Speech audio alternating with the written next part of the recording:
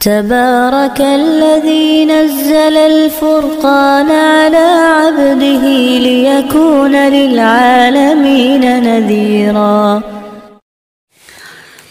بسم اللہ الرحمن الرحیم. السلام علیکم ورحمۃ اللہ وبرکاتہ.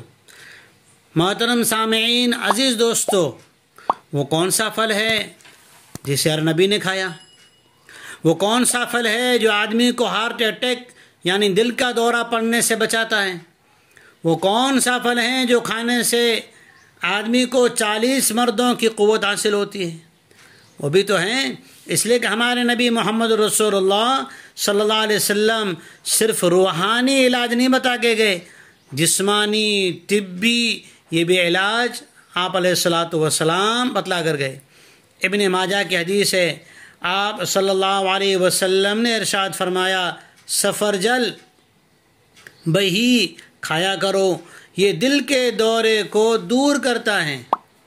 اللہ تعالیٰ نے کوئی نبی دنیا میں ایسا مبعوث نہیں فرمایا، ایسا نبی نہیں بھیجا جس کو سفرجل نہ کھلایا ہو، کیونکہ یہ ایک آدمی میں 40 مردوں کی قوت پیدا کرتا ہے.